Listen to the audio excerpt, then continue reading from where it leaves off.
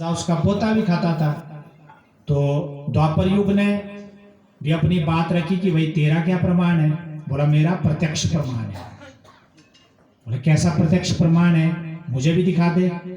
बोला मेरा प्रमाण ये है, जो गलत करता है उसको मैं अपने युग में ही, अपनी समय अवधि में ही, जैसे जिसने जिस भी आयु में, 25 की आयु में, 30 की आयु में, 35 की आयु में किसी के साथ भी किसी भी प्रकार का बुरा किया होगा, उसको उसकी सजा अवश्य मिलेगी।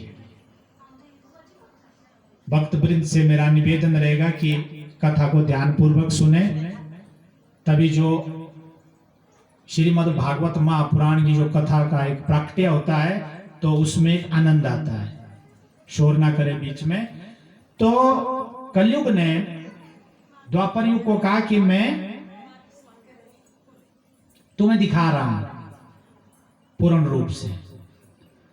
तो 4 आदमी जो है वो गड्ढा खोद रहे थे, कलयुग ने प्रत्यक्ष प्रमाण दे दिया। तो खोदते खोदते उनको स्वर्ण मिल गया, स्वर्ण का उनको कुंभ मिल गया। कुंभ माने घड़ा। चारों में लालच आ गया, तो 2-2 की उनकी पार्टी बन गई कि भाई हम 2 रखेंगे, इन दोनों को हमने गोविंदाय नमो नमः, इनको हमने खत्म करना है। तो बोला इसकी योजना किस तरीके से हो? बोला 2 को हम भेज देते हैं भोजन के लिए, तो हम जो है यहीं बैठेंगे। अब जो 2 भेजे गए उनके अंदर क्या आई?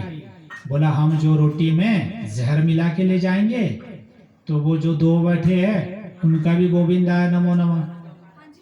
तो जो 2 घर गए थे वो क्या लेकर आए? जहर लेकर आए। अब जो 2 उस स्थान पर बैठे थे उन्होंने क्या किया?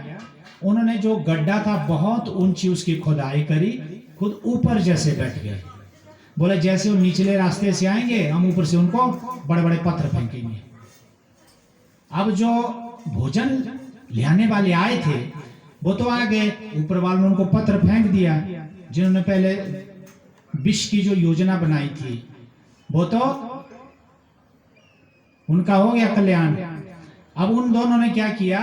बोला ये तो इनका कल्याण हो गया, अब हम पहले भोजन कर लेते हैं। तो उन्होंने भोजन किया। भोजन में भी क्या मिला? विषैला पदार्थ मिला।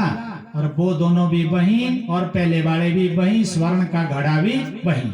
तो कलयुग का क्या है? कलयुग का प्रमाण है प्रत्यक्षम किम प्रमाणो। प्रत्यक्ष को प्रमाण की आवश्यकता नहीं है। पहले वालों ने गलत किया, उसकी सजा उनको मिल गई। अब जो वहां बैठे